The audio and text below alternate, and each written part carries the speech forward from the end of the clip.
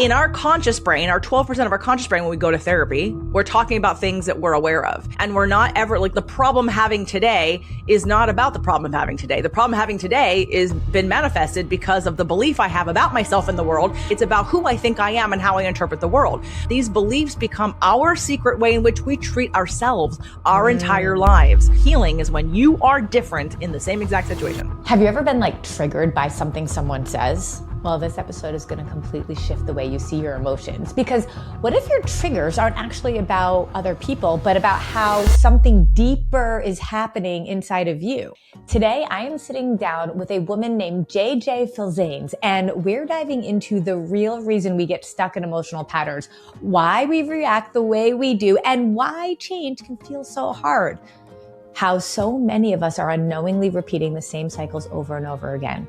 We talk about something called core wounds, subconscious beliefs, and the powerful patterns that drive everything from our relationships to our habits with food, exercise, and self-care. And this is so awesome because she shares a simple but literally life-changing tool. It is a 3-step process you can use in real time to stop spiraling and understand what's actually going on beneath the surface and respond to any trigger in a completely different way. So if you have ever felt stuck, reactive, or like you know better but still can't seem to change your behavior, this conversation is totally gonna hit home. Let's get into it. Well, hey there, Diet Disruptors. I am thrilled. I'm so excited about this guest that we have on because I joke that she's like a sister from another mister. Like we say so many of the same things. And I think sometimes when you can hear another person give another perspective on the same type of concept, it just explodes in your brain. And so we have JJ Flizanes, who is here with us. She is an empowerment strategist. And you might be wondering, what is an empowerment strategist? So JJ, welcome to the show and tell us what that actually means. Sure. Hey, Carrie. Hi. Nice to see you again. So good to see you. So an empowerment strategist was a brand that I created because I'm going to take the two separate words, empowerment and then strategist. And I did this again many years ago because as a personal trainer, as a coach, I was trying to find sort of what do I do and how do I do it and how do I explain that? So when it comes to being empowered, we all understand, I think, that empowered means you feel free. You feel like there isn't any limit. You're not a victim to something. And empowerment is sort of where I lead people to in all aspects of life. So whether it be diet and exercise and their self-care and their relationship with their body, but also in life, in their relationships, in the way they look at the world, in the way they see themselves, because often we have stories that tell us that we're not free or that we can't have something that we want or that we're not supposed to or not allowed to or not capable of having something else that we want. And internally that makes us feel victimized. It makes us feel powerless, and it's not the truth. So to look at the truth of being empowered, you can really be empowered in all ways in your life. And so that was the first part. And also empowered being a feeling. It's a right brain. It's right brain concept. Most people lead with what they want and how it makes them feel. We choose things based on how we want to feel all the time. And so the right brain needs to be involved in terms of our choices. But at the same time, the left brain, to have a balanced brain, needs a strategy. I mean, you need a strategy to get to where you want to go if you've never been there before, no matter what it is you're doing in your relationship, with your healthcare, with your wellness, with your healing, with your emotional healing. So we do need the strategy, and that's very left-brained. We need the masculine and the feminine. We need the right and the left. And so that's why empowerment strategists came together. Oh, I love that so much. But you know what is so crazy? Because as you're talking, you're bringing out all the layers of health, really true, deep health, balanced health. And it's so interesting because when you and I first met we met at an event actually and started talking, it was like, I would say something and you're like, yes. And then you would say something and I was like, yes. And it's so incredible because while we're both in the health and wellness industry, it's shocking to me that all these layers that really are required to be able to explore are completely missed by 99% of the health and wellness, either influencers or coaches or practitioners out there, as if the what you're talking about, especially on that empowerment side, the mindset stuff, the belief system stuff, is a separate thing from the body and getting what, diet culture, I guess, says getting healthy. But in all reality, getting healthy has to be from every single aspect of our body, of our mind, and of our belief systems. And so you and I just really are so aligned on all of that. It's just crazy to me that that's not how most people approach it when they're working with clients. Isn't that crazy? Well, let's look at our Western medical system. We're not looking at root cause. We're looking at symptoms. We treat symptoms. We don't treat root cause.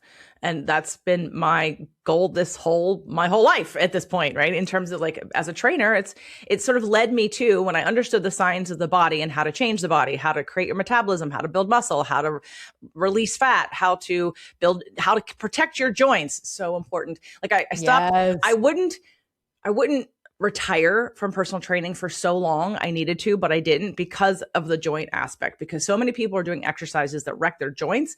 And if you wreck your joints and you have pain, then you can't exercise.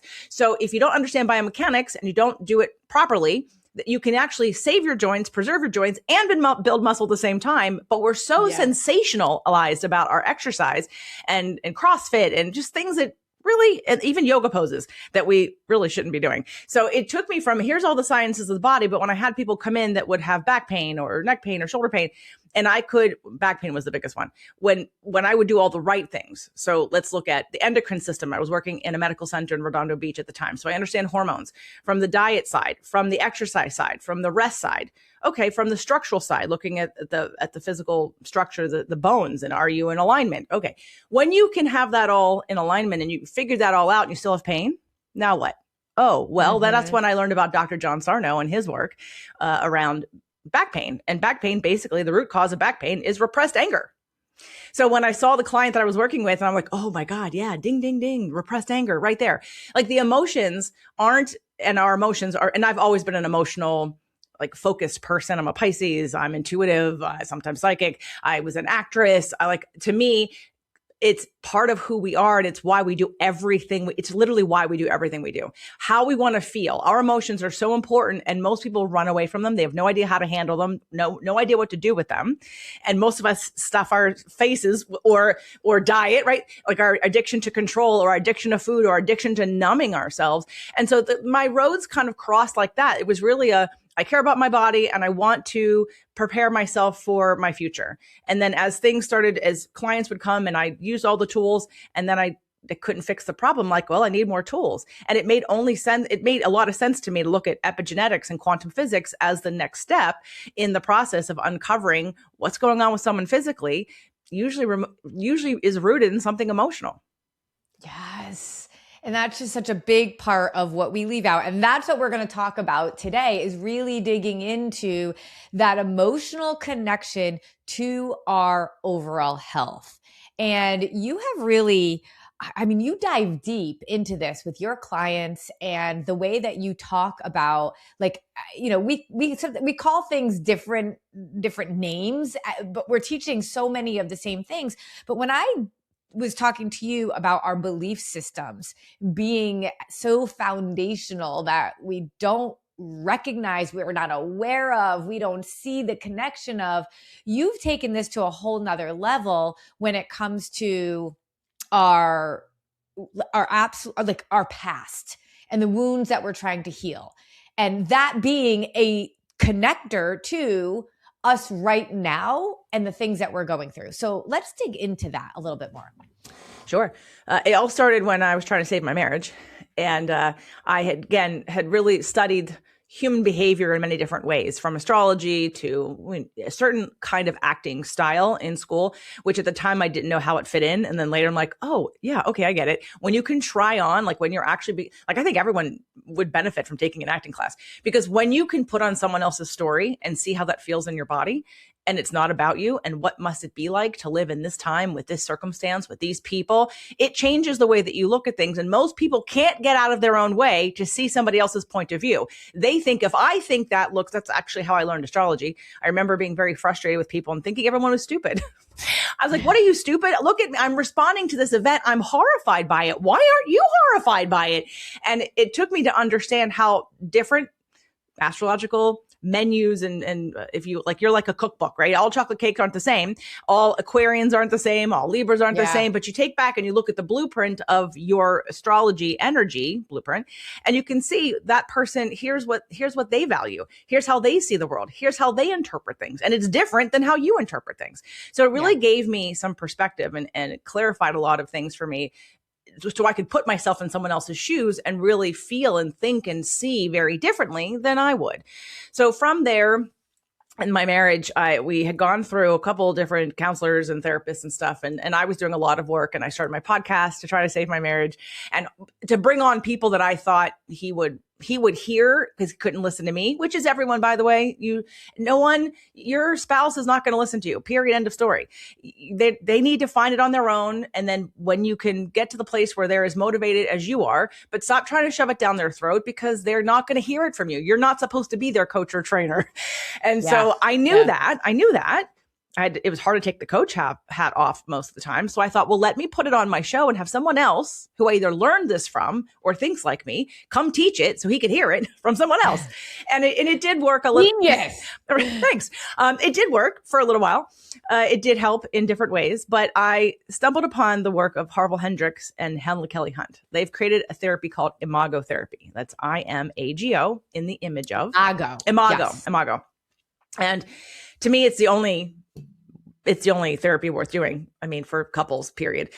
Because I actually have my own experience with having clients come off of the show and saying, hey, can you help me? And I had a 2-session starter pack, and I said, sure. And we do the 2 sessions, and I would do their core wound exercise in that second session. And everyone would walk away and say, oh my God, I got more out of this than I did in 5 years of therapy or 10 years of therapy or 7. And it's happened so many times that I was like, okay, I think I have to claim this. So when you say core wound in Imago, is that what you're talking about? These two things connected? So Imago therapy is a kind of couples therapy that Harville and Helen created. Within Imago, there are, like, let's say a couple is going through something and they go to Imago therapy. You make an agreement on the first session that you're going to stay for 12 sessions, because in the 12 sessions, there are exercises that you're going to do and you're going to complete them before anyone makes any major decisions. And I had interviewed a therapist that I thought did Imago therapy. She did, but my ex was a foot and a half out the door, so she didn't actually press us. But then when I actually had Harville on the show, oh my gosh, that was like my favorite conversation. It's called Your Relationship Explained. It was back in 2018. And he and I just chit-chatted for, I don't know, an hour and a half. And I really understood at that time what neuroplasticity was. And I also knew that we didn't do it in the therapy I was in. So I went back to this core wound exercise that's in Imago. And even that exercise, when I did it, was life-changing. I had this behavior that I would do with my ex-husband that I even recognized. I could observe it and say, I don't know why I keep doing this. It doesn't work. And he'd say, that doesn't work. I said, I know, but I don't know why I can't stop doing it. It wasn't until I did this exercise that I could see the pattern. That's what my brain does. I see patterns. I saw the pattern so clearly, I immediately stopped doing it. Oh my gosh. Okay. So help us see this, because I always say this: self-consciousness is a disease, self-awareness is health. And the stuff that you teach and this focus on core wounds, which we're going to really dig into, is, to me, this ability to give ourselves a level of self-awareness that we may not have. And that's what ended up happening to you as someone, arguably a very self-aware person. Because of the work that you do, there's always a blind spot. We can't always see the label from inside the jar. So talk to us a little bit more about what it is that you recognized and how you were able to make that shift. Well, part of the core wound exercise is like an 8-page exercise. And you start with the positive things and you go through some of the negative things and you go through your childhood frustrations and you look at, and you kind of write this all down. And again, because that's what the core wound concept is that right? Looking back. So let's talk about what a core wound is. So, okay. And this is the game changer.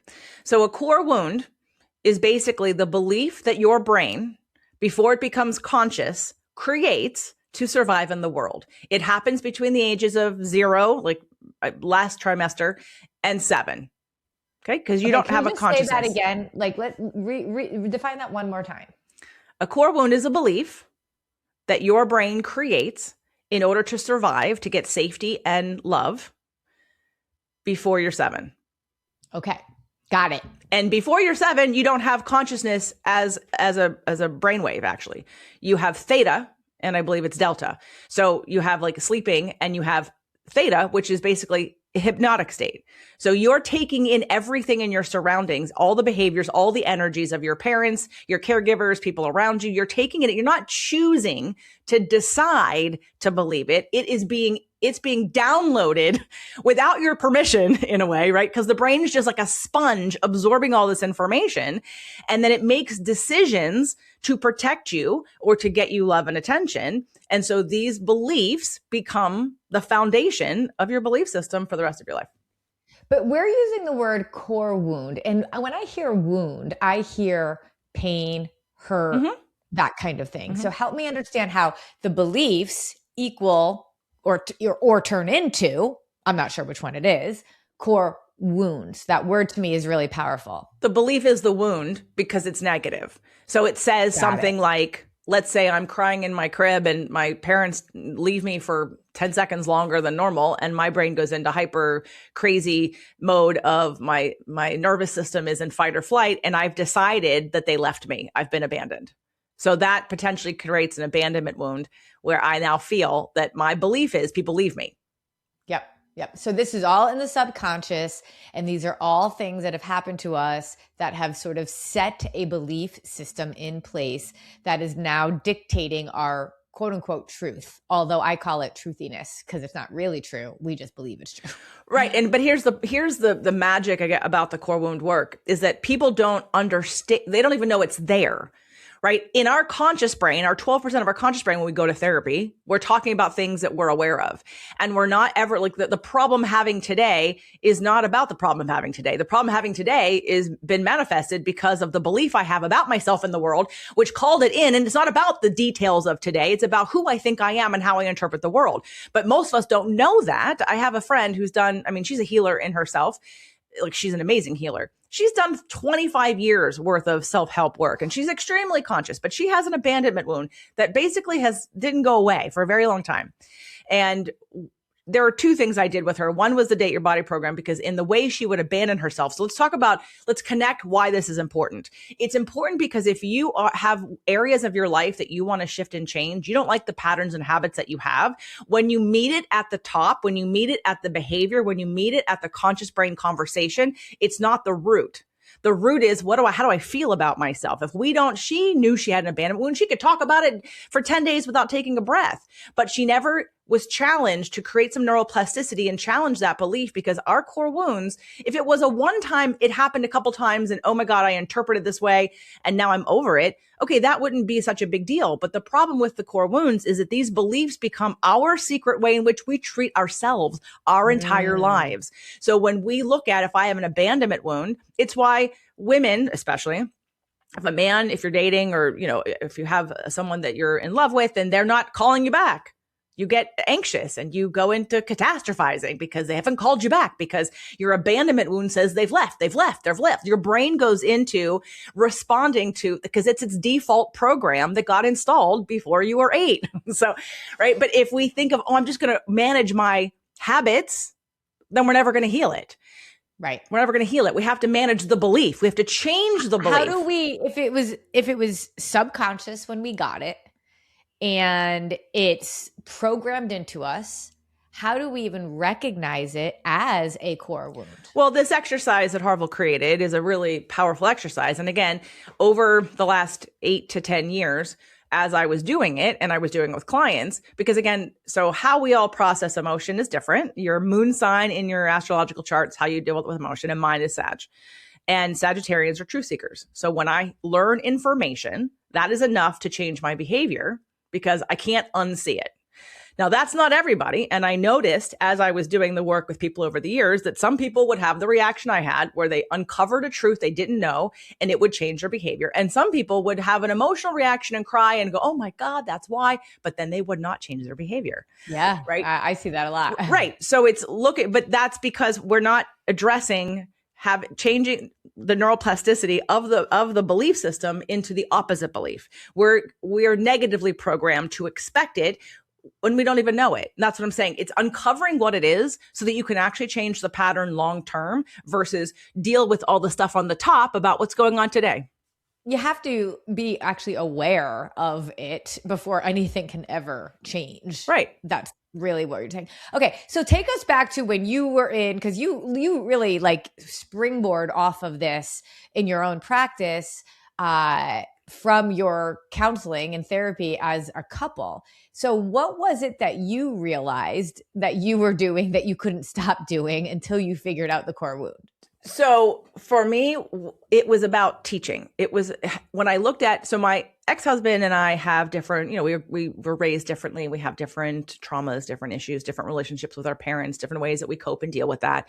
And so I was looking from the aspect of, because I've always been the person that is a really great problem solver, not that he wasn't too, but I was always dedicated to my health and wellness and my emotional well-being. That somehow got programmed before I incarnated in this earth because I knew I just got that feeling good and being happy was the only reason I'm here. And of course, yes, you're going to have contrast and you're going to move through things and that's part of our growth pattern. But ultimately it's finding the empowerment and then having a strategy to get there if you've never been there before. It's how we grow. It's how we change. It's how we get what we want.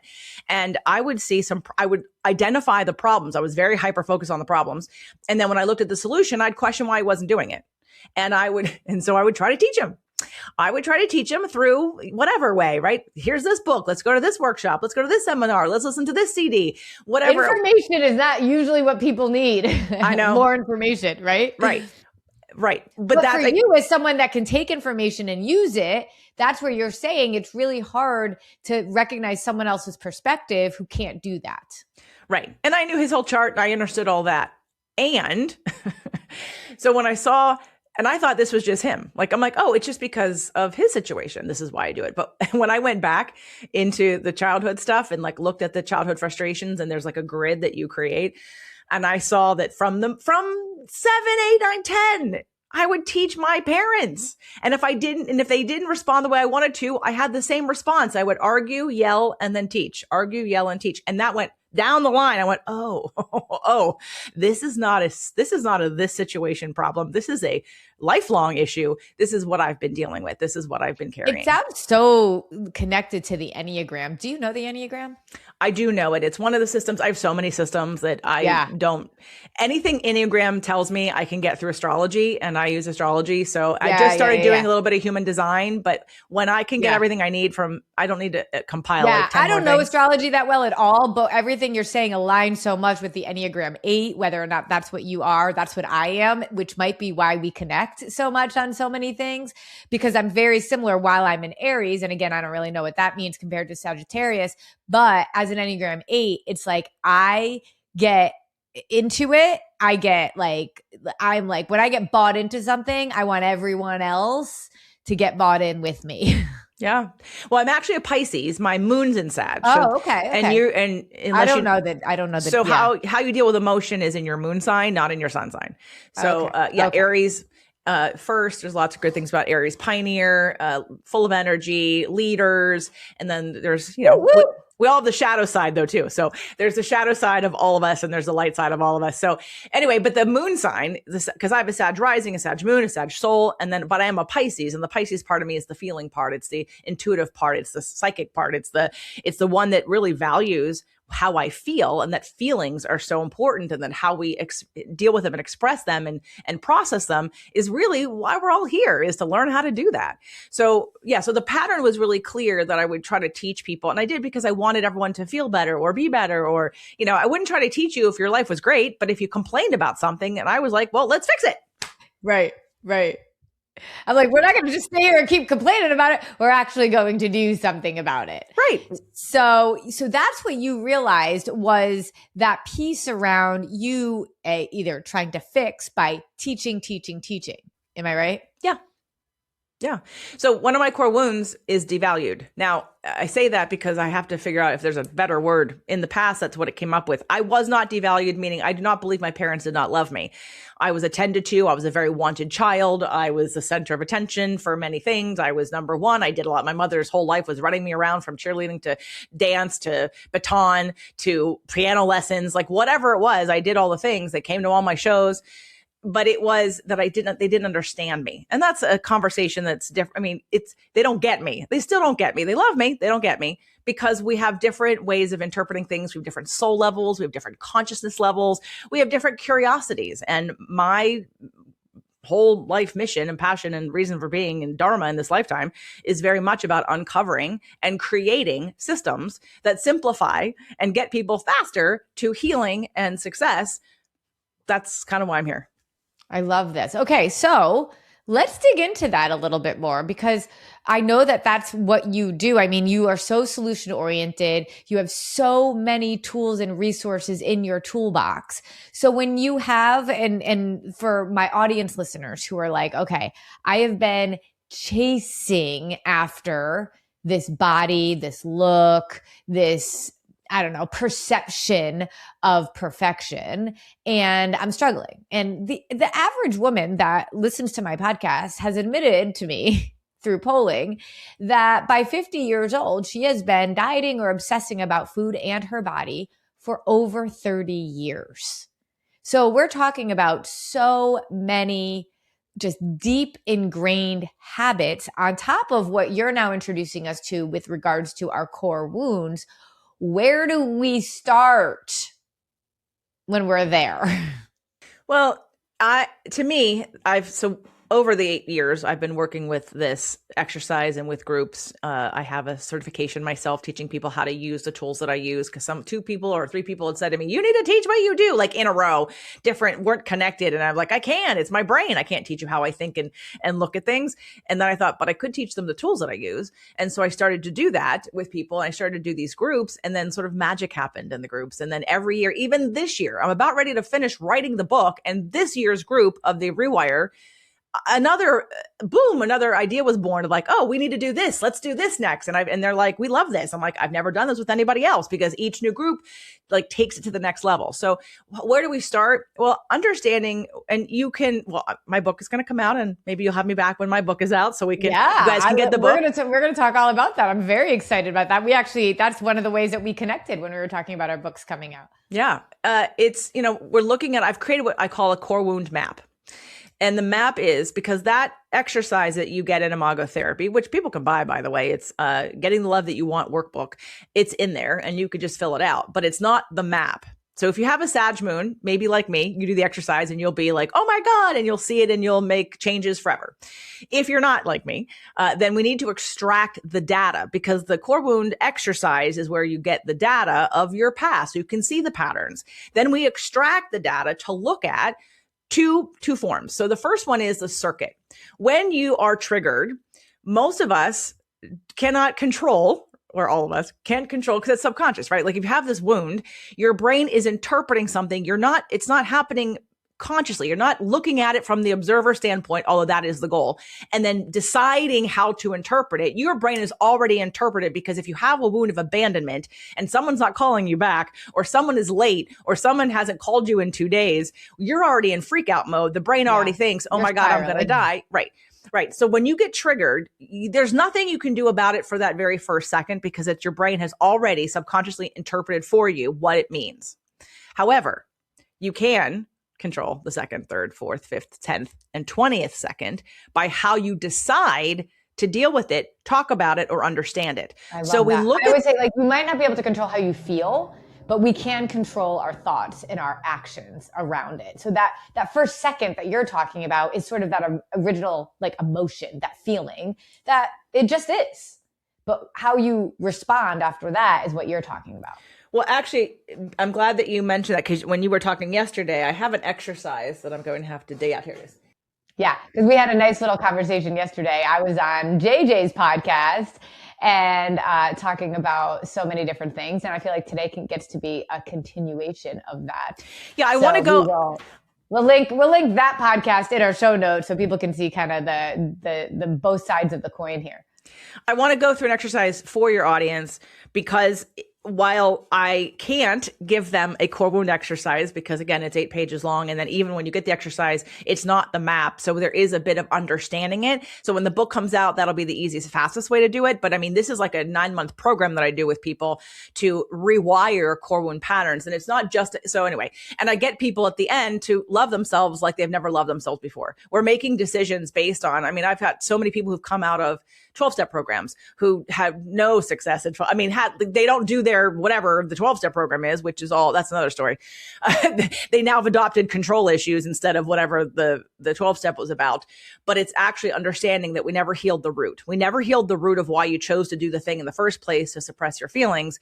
And do you actually love yourself? And so that's kind of what I do. I help people truly accept and love themselves and care for themselves better than they care for anybody else. And when you're in that position, then making food choices is easy. Making exercise choices is easy. Not sabotaging. I'm doing like a carnivore thing this week as a trial. And yesterday on the way to, I'm also cat sitting, on the way to go sit this cat, I stopped at the store because I really wanted salmon. I thought, I really would love some poached salmon. I've been eating a lot of meat and salmon feels really good. And I go to the store and there's no sauce or anything on it, but I look at it in the case and there's like coconut aminos. And I think there's some honey and I'm like, I can't do it. I can't do it.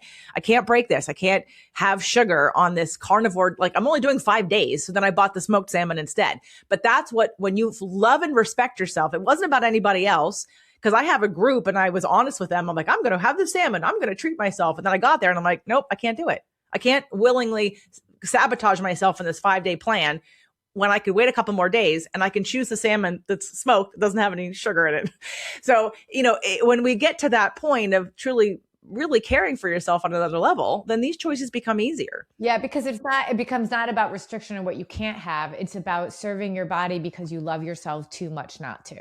Right. And that's a huge shift in the way that you actually make decisions.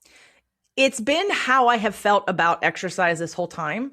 I care about my body and I don't want to have osteoporosis. I don't want to have a hip fracture. I want to be able to eat and do what I want to do into my 80s and 90s, like you were talking about yesterday. I want to be healthy and vital and vibrant, full of optimally hormonal, as well as, lean and strong until I die. I don't want to decline. And so I understand that what I do now affects me 5, 10, and 20 years from now.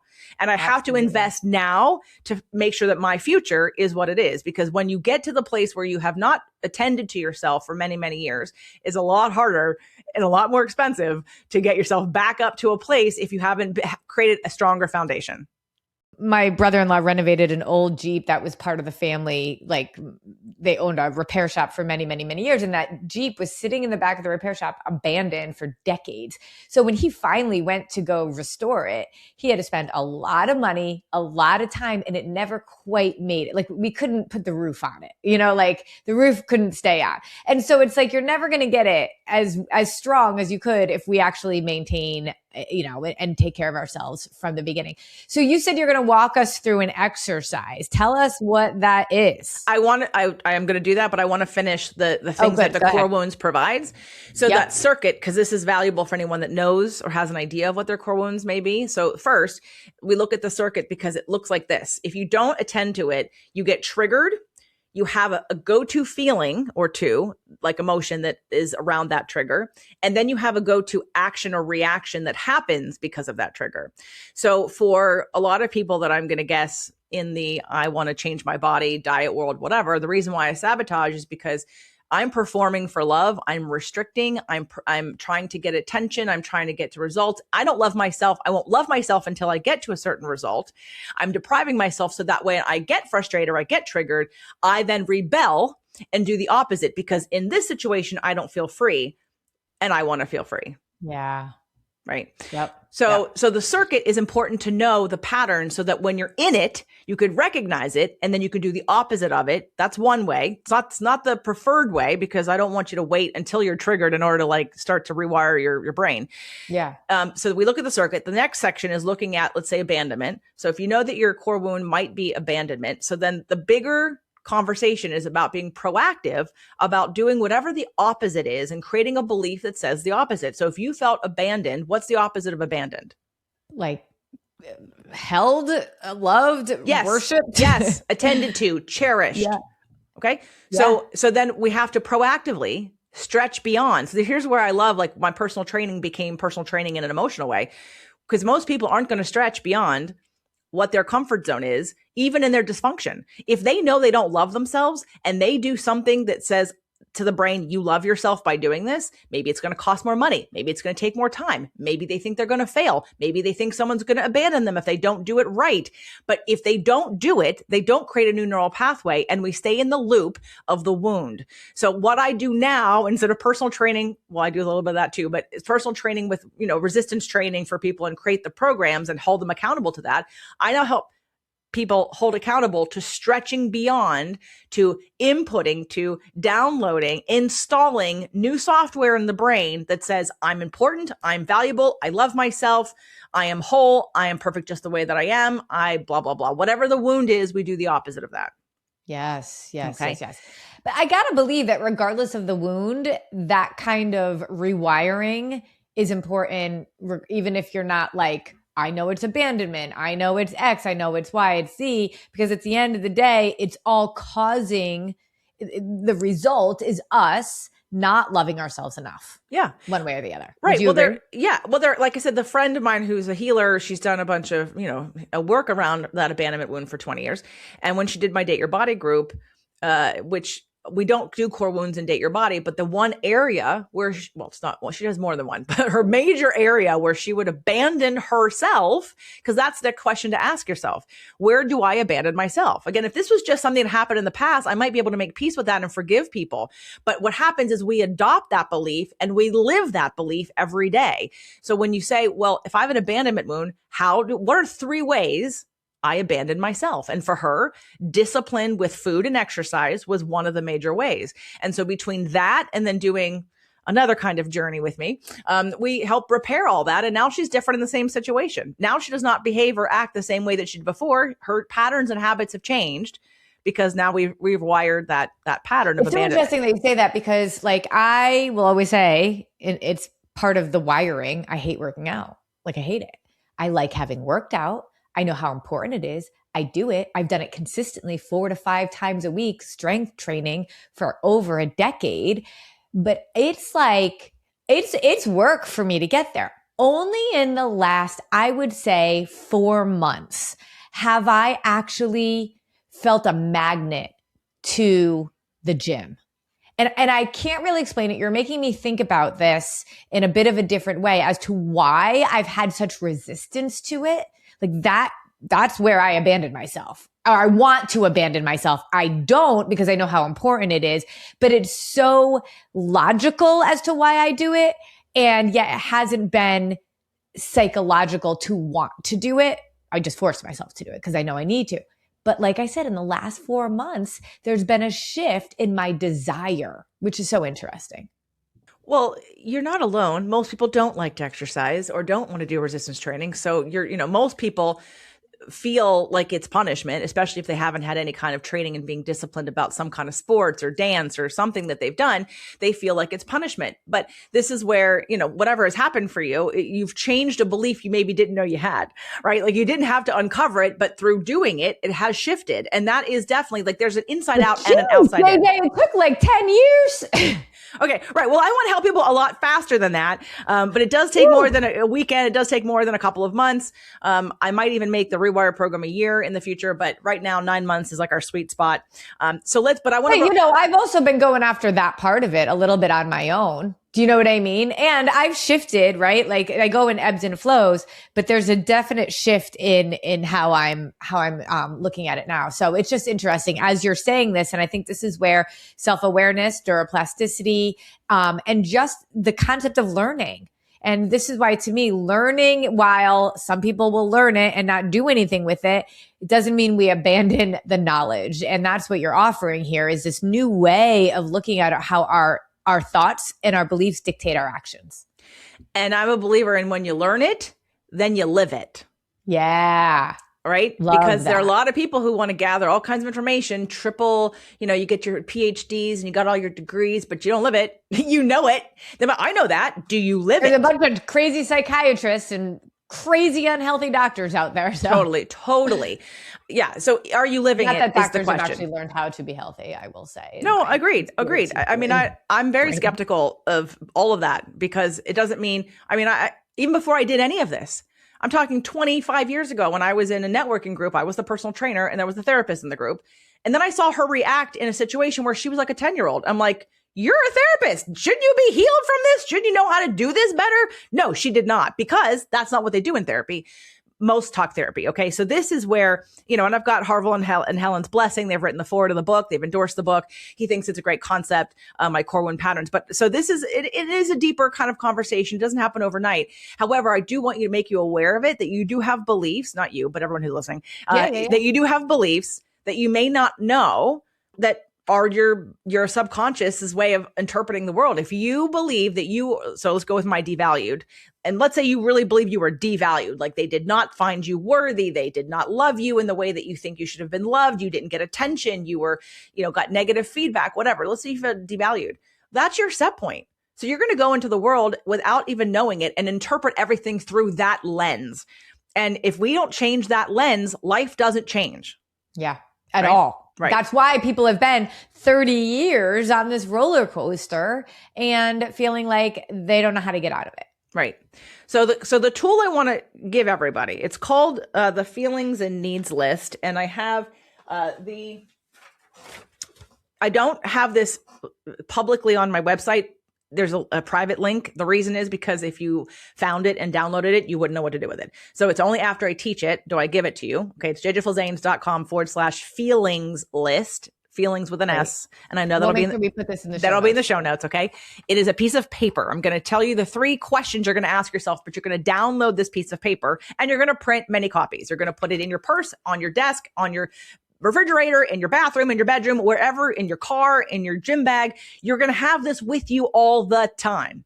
When you get triggered, because regardless of core wounds, which are great for rewiring and shifting your life sort of more permanently, we still in the moment need to understand why we feel what we feel. And instead of, especially for people who with exercise and diet stuff, instead of going to food to stuff my feelings and use it as a drug, let's understand the feeling. Let's see what need is not being met and let's problem solve it so that it goes away and you feel better. And then you don't have to stuff your face because you're numbing a feeling that's uncomfortable in your body. So this feelings and needs list, this work comes from Dr. Marshall Rosenberg, who wrote Nonviolent Communication.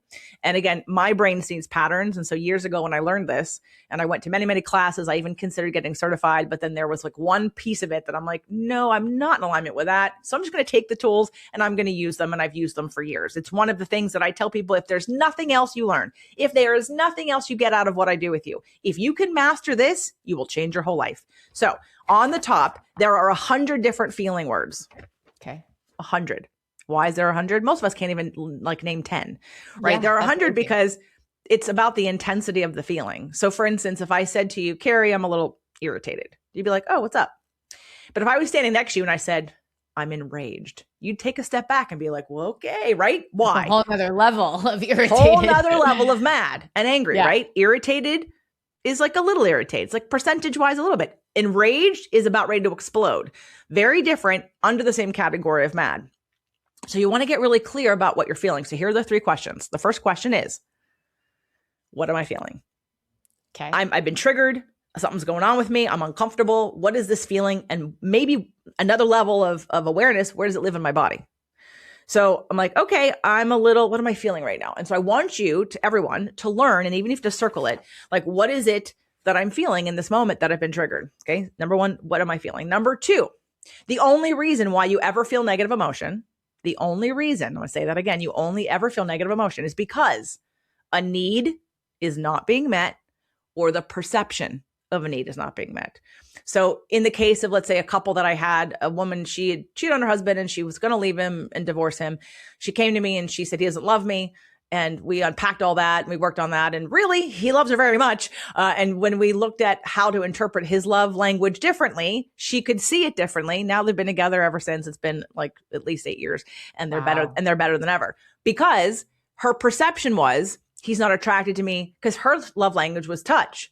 and quality time. And he had some issues around that. His love language is acts of service. When she could see it through a different lens, she could now feel the love that was already there, but she couldn't see it. So that's the perception piece, right? Yes. All right. So you have to, so what need is not being met? And I'm going to give you guys an exercise in a second after we go through this initial step, because there's a lot of value to this piece of paper, even without you being triggered. So most of us don't talk in needs because we weren't taught to have them, right? If you were a kid and your parents said kids should be seen and not heard, you were told it's not okay to have needs. So you don't attend to yourself, right? Nobody ever asked you, like, what do you need right now? They just told us what we needed. Right. But we all have 86 basic human needs. Everyone has these basic human needs. So we want to uncover what the need is that's not being met, or the perception of not being met, that's causing the feeling. Because you don't catch feelings. They don't fly in the air and you're like, all of a sudden you feel bad. The reason why you have a negative emotion is because your subconscious has interpreted something that then makes you go, I don't have that, or I'm not getting that. And this is where the need comes in. So that's step number 2. Step number 1, what am I feeling? Step number 2, what need is not being met that's creating this feeling? Okay. Step number 3, what strategies, more than one, can I take to get that need met? Mm-hmm. And here's the kicker.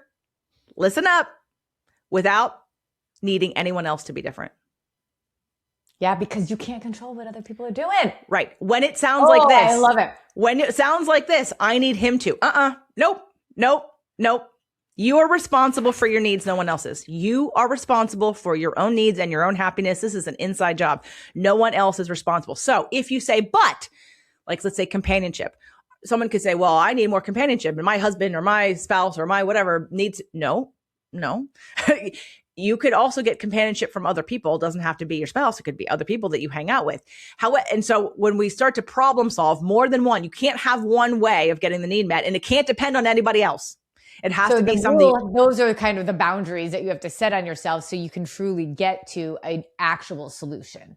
Right. And an actual solution, here's where empowerment comes in. When you understand that it's your job to get your needs met, and you can figure out how to get it met in different ways, and you can also invite other people to contribute. You just can't depend on them. You can't demand that they do it. So when you start to get your own needs met, this is where people start to go, oh, in fact, this is where your nervous system calms down, because now you get and understand that you can get your needs met and you don't have to worry about everybody else and what they're doing. Yeah. It's so that's really that. I mean, literally, that's what you are, an empowerment strategist. And this is a strategy to become more empowered. Right. And to feel better, to have your nervous system be calmer and not be in fight or flight and not be sabotaging yourself. Right.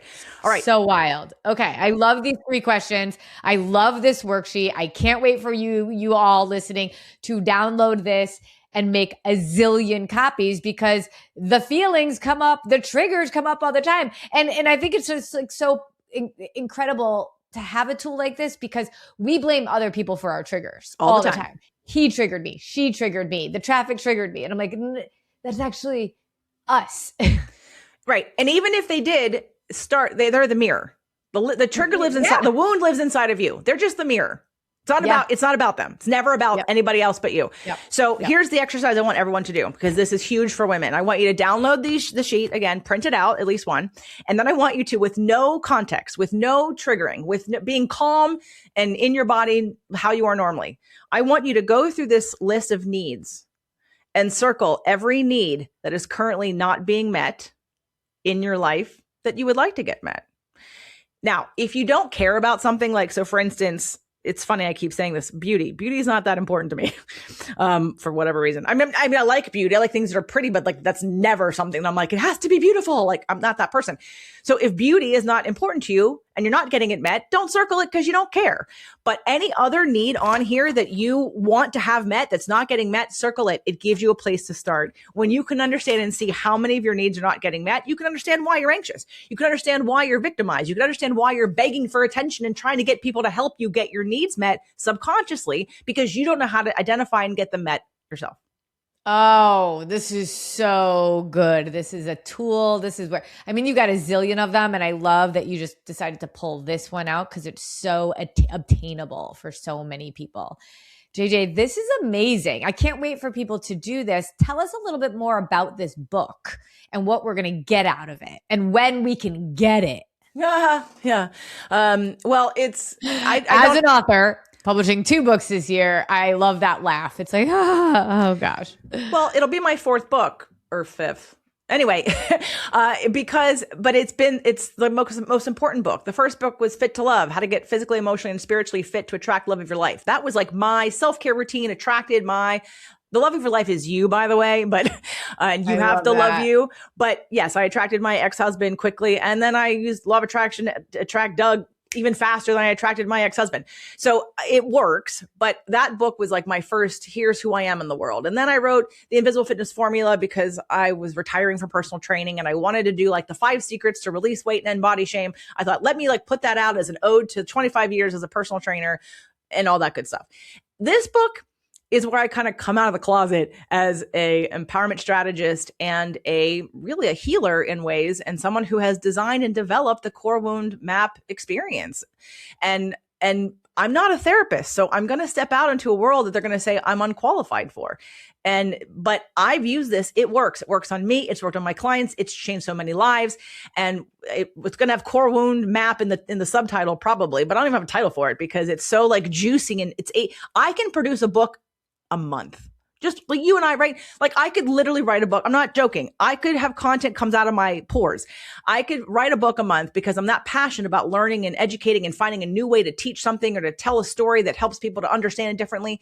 But I have spent 8 years developing this map and like so deeply, it's so like in my heart that I've never taken this much time ever to produce anything.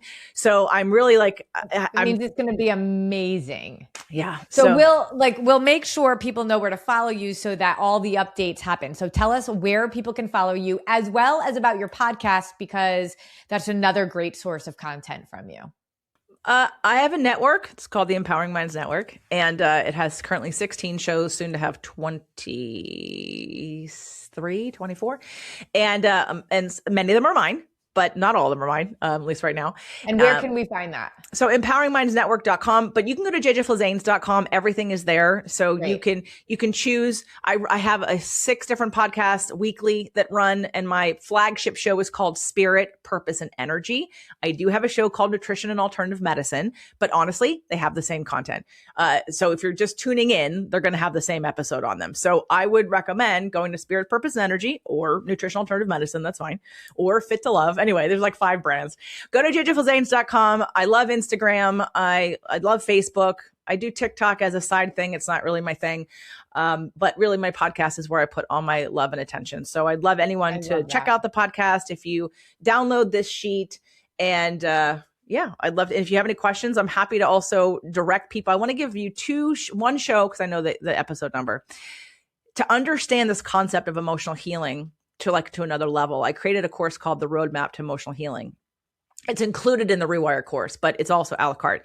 If you go to episode 337, it's called The Roadmap to Emotional Healing. And it gives an understanding of why, just like with the advice I'm sure you give people, they're sort of like you're going to teach people concepts, but then you're also going to personalize it based on who they are, based on their psychology, based on their goals, based on their upbringing, based on their whatever. And to me, any kind of emotional healing needs to be personalized. It has to be, it's not one size fits all. It's why therapy fails many people. It's because they wonder why they're talking for 20 years about the same thing that happened when they were 10. Be clear that while I take people back to the rewire exercise, to the core wound exercise, we don't live there. We don't live there. We live in present. We move forward and we create what our future is going to look like. We don't stay stuck in talking about all the bad things and feeling all the bad things forever and ever. It's like a short period of time to get the map, and then we move forward. So that episode that you just mentioned walks through that. Yeah, just the concept of understanding, if you're in therapy or you've done some coaching with someone or, and you maybe, to me, healing. So one of my quotes is, healing is when you're different in the same situation. Yeah, I love that. That should be on a t-shirt. Thank you. Most of us, maybe I'll make that the book title. Most of us are literally, how we cope with things is we get rid of it. We move, we get divorced, we quit our job, we stop talking to these friends. We don't deal with a situation. That is not healing. That is running. Okay. That's avoiding, that's withdrawing, that's escaping. That is not healing. Healing is when you are different in the same exact situation. Yeah. So good. So good. JJ, this is amazing. I can't wait for people to download this guide, to start to tap into it, to reach out to you, to be able to connect. I mean, this is so great. So you just take like a whole nother level and perspective on the concepts of our belief systems. And this is why our conversations could go on forever. So you're amazing. Thank you so much. We will put all of these links in the show notes. So JJ, you got to make sure you send them all to me, and we will make sure that you have it all. Wherever you are in your journey, remember, there is always a place for you to start. And tuning in to people like JJ, the Diet Disruptors podcast, make sure you like this one so that more people can see it, and we will meet you right where you are. Thanks.